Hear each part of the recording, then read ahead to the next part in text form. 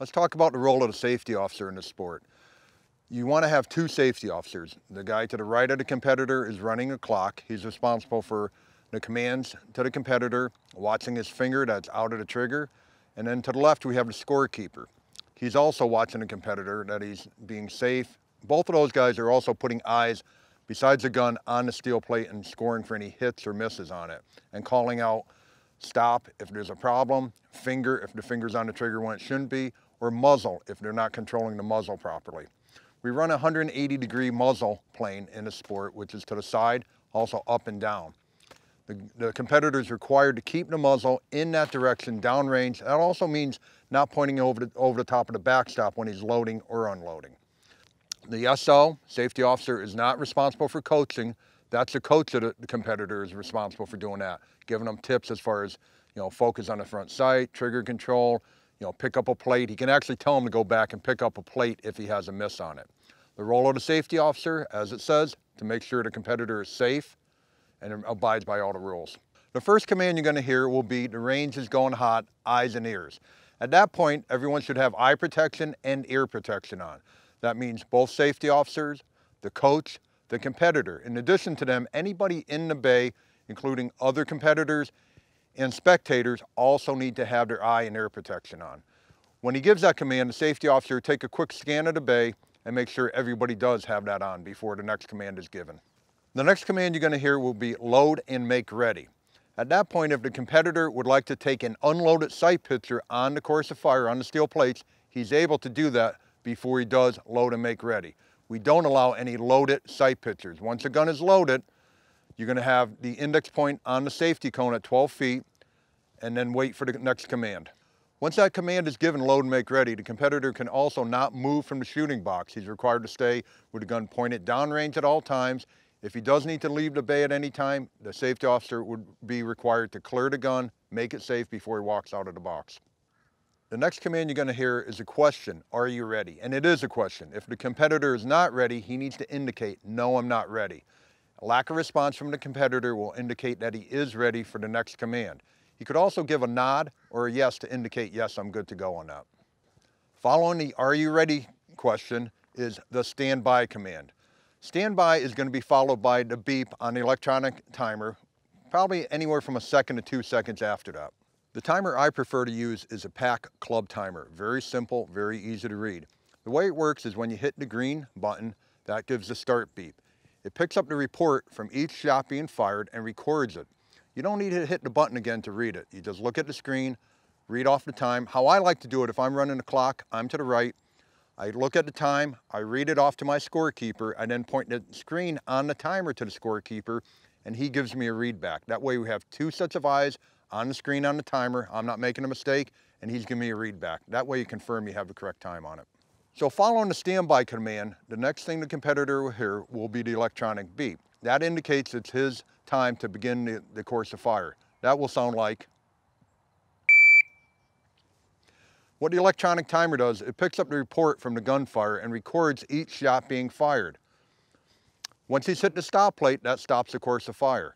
If he fires extra rounds after hitting the stop plate, it's your last shot recorded on the timer is his time.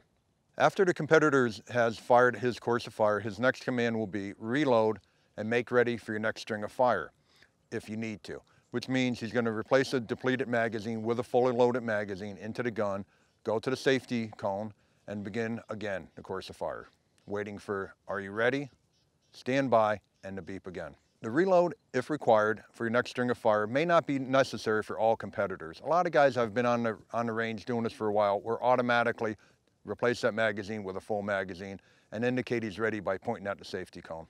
Once the course of fire has been completed, the unload and show clear is the next command you're going to hear. At that point, you want to make sure your finger is off the trigger, the muzzle is pointed down below the backstop. You're going to remove the magazine, place that on the table, and pull the slide by grasping it on the cocking grooves at the back of the slide is what we recommend. Pull that round out, let it fall to the table or fall to the ground. What you don't want to do is try and catch it with your hand. At that point, you're going to lock the slide to the back.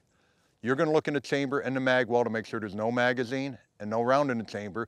The safety officer will do the same thing. Once you guys have both confirmed that the gun is clear, you're going to lower the slide, point it at the backstop, pull the trigger, box or case the gun. If the same competitor is using a gun after that competitor, the other option you have is lock the slide to the back, place it on the table, angled at a 45-degree angle to the right berm. That way, when the next guy comes to the table, the gun is ready for him. But the reason we do that is so when they go forward to score and paint the plates, nobody's walking in front of the muzzle of a gun.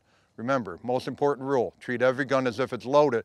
That's why even if a gun's unloaded and locked back, we don't want to walk in front of that gun. That's the reason we angle it to the right. Once a competitor and the safety officer both confirm the gun is clear, if you're firing a rimfire, 22 pistol, 22 rifle, you're required to put a flag in the chamber before the gun is boxed or bagged. You can do that with either weed whacker material, and if you do that with a 22 pistol, the material needs to extend past the muzzle of the gun besides also outside the chamber. Once that's done, you can lower the slide or leave the slide locked back, bag the gun, case the gun, and you're good to wait for the next command, which is the line is clear. Once the line is clear command has been given, then the painters can go forward, paint the plates, or take a look to see if there's an edge hit on the plate before they're painted. Let's talk about the safe way to take the gun out of the bag or the box when you come up to the table. First, I want to make sure the muzzle is pointed down range. The way I normally do that is I put a mark on the front of the bag. That indicates where the muzzle is pointing. Once I open the bag up, I'm going to make sure my finger is off the trigger. Number one, it's pointing in the safe direction. I'm then going to lock the slide backwards to the rear. I'm going to indicate that there's nothing in the chamber or the mag well.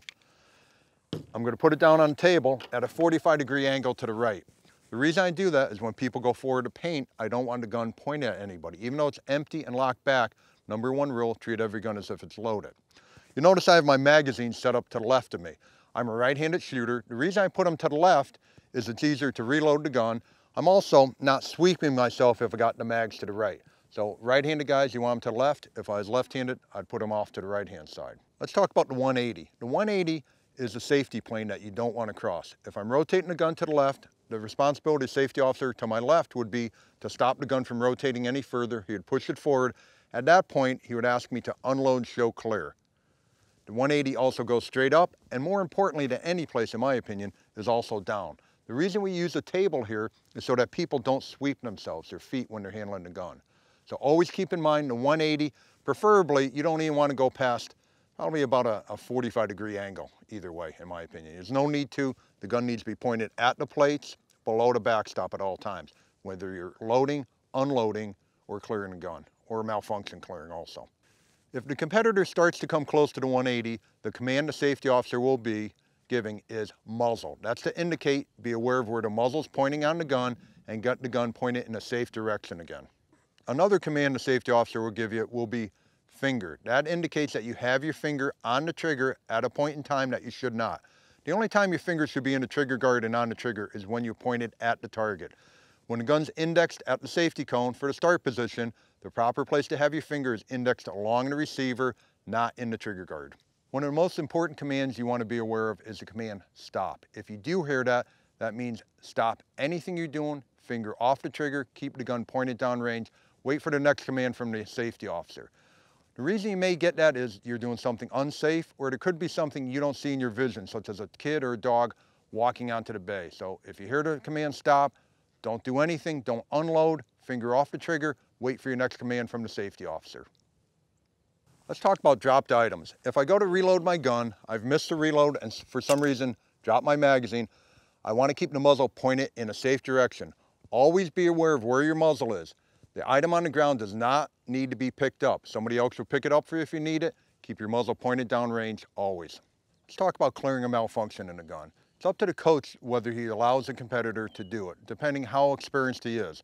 The most important thing is be aware of where the muzzle is and where your finger is. If you're clearing a malfunction, the finger needs to be outside the trigger guard. The muzzle needs to be below the top of the backstop.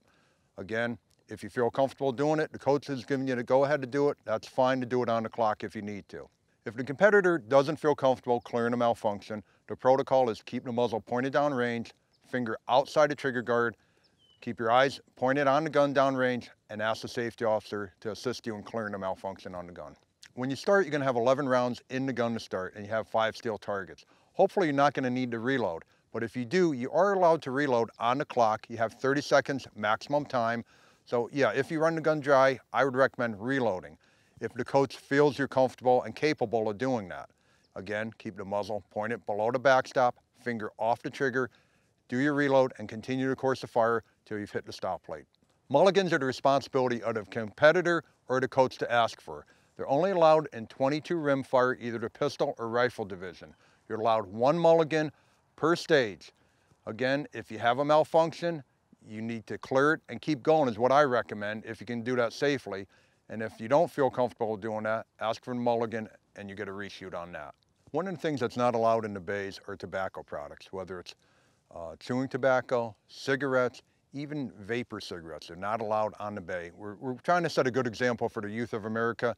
So the kids are obviously not allowed to do it. Coaches and anybody in the bay is not allowed to do that. One of the things I'd like to talk about is unloading the gun or clearing a malfunction.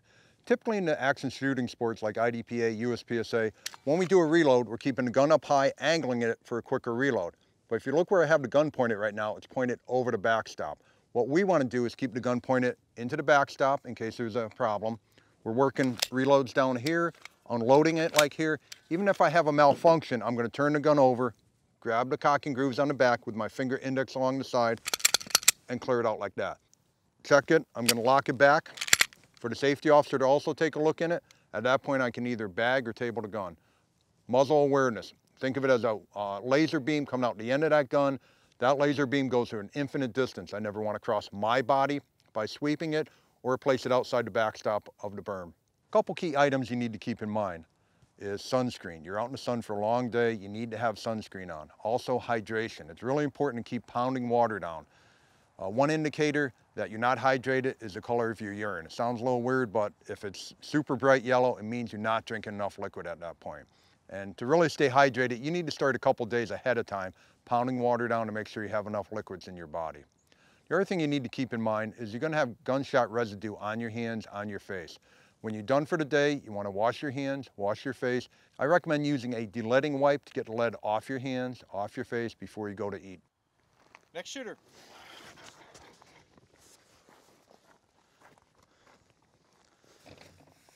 Okay, so I've just been called up to the line. To my right, you notice Ed. Ed is the safety officer running the clock. On my left is Bill, the scorekeeper. The reason we have 2 people on the line next to the competitor is to control the competitor. In case he gets excited, starts to turn, he's able to control where the muzzle is going on the gun. Same thing with Bill to left. If I start to rotate, he's got his hand out and controlling me. So at all times, I have 2 people to keep me in a safe direction. Eyes and ears. Range is going hot. Hot. Load and make ready. Get yourself an unloaded sight. I'm able to take my firearm out. You notice on the rifle, I have a chamber flag in it. Any .22 firearm, whether it's a pistol or rifle, is required to have a flag in the chamber. Either one made for the gun, or you can use a piece of weed whacker. With the pistol, if you have a piece of weed whacker, it needs to come all the way through the barrel, extending out through the muzzle and through the chamber both. The reason we do that is for safety, that it doesn't possibly get stuck in the barrel when you fire a bullet and have a problem by doing that. So I'm going to lock the slide back and the bolt back on this gun, remove my flag. I've got my safety on. Okay, you notice I've got my finger indexed on the side of the receiver, not on the trigger. I'm going to load the magazine into the gun. Keep it pointed at the backstop, load it. Okay, once I'm loaded, my next position would be pointed at the safety cone, the muzzle safety point at 12 feet out. Eyes and ears. Range is going hot. Hot. Are you ready? Yep. Stand by. Once I've completed the course of fire and fired all 5 strings, I'll get the command from the safety officer. It's real important I don't get ahead of him. I do nothing until he gives me the commands to do it. Make ready your next string. In that case, I'd end up putting another magazine in the gun, complete the course of fire. Once I'm completely done, Ed will give me the commands to unload and show clear. Unload and show clear. First thing I'm going to do is remove the magazine. Keep my finger off the trigger at all times. I then need to lock the bolt back. On this style gun, we have a bolt lock on the left-hand side, so I need to pull the operating rod handle back, eject the bullet, again keeping the muzzle pointed at the backstop. Let it fall right on the ground. I've locked it back, safety on, finger index along the side. I'm going to look in the chamber, there's no round in it, no magazine. Ed's going to do the same thing. All right. At that point, I'm going to take the chamber flag again, place it in the chamber, drop the bolt on that. At that point, I'm able to bag the gun.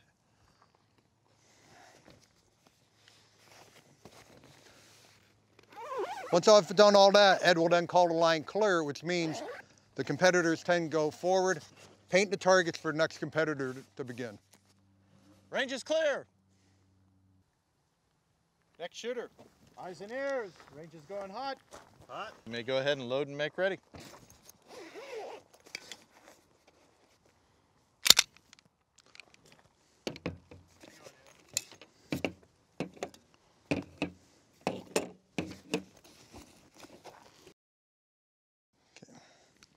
Okay, you notice I can take an unloaded sight picture before I load and make ready. That's the only time you can take a sight picture with the gun. So.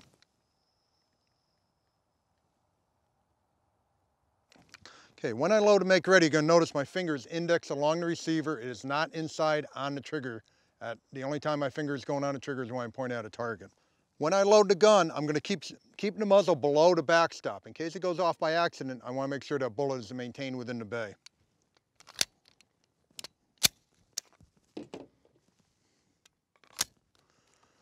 Okay, at that point, I'm fully loaded. The start position will be pointed at that 12-foot muzzle safety cone.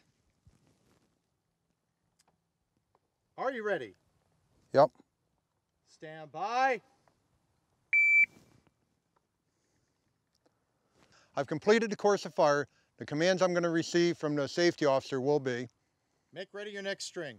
at that point, I'm going to take out my partially depleted magazine, place it on the table, and put in a fully loaded magazine, again, keeping my muzzle below the top of the backstop. Are you ready? Stand by.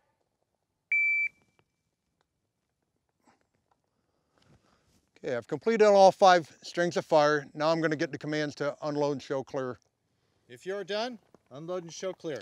Okay, the first thing I'm going to do when I unload and show clear will be confirm my fingers off the trigger guard and along the side of the receiver. Second thing I'm going to do would be remove the magazine, place it on the table. I still have a round in the chamber, and the safest way to remove that round is turn the gun over, grab the cocking grooves on the back. I'm going to rack the slide and let the live round fall out of the gun, either on the table or on the ground. The thing I do want to avoid is putting my fingers over the ejection port and try catching it with my fingers. That's not a safe way to do it. This is the way to do it. At that point, I'm going to turn my hand slightly so I can get on the slide lock to lock the slide back. If I use the same grip I do when I fire, I really can't get my thumb on it. So I'm turning the hand slightly like that, pulling the gun back, locking it back. At that point, I'm going to look in the chamber, make sure there's nothing in it, nothing in the mag well. My safety officer will also inspect it. If you're clear, slide down. I'm going to lower the slide. Pull the trigger. I'm going to point the gun at the backstop. In case there was a round in there, it's going to be maintained within the backstop. And bag your gun.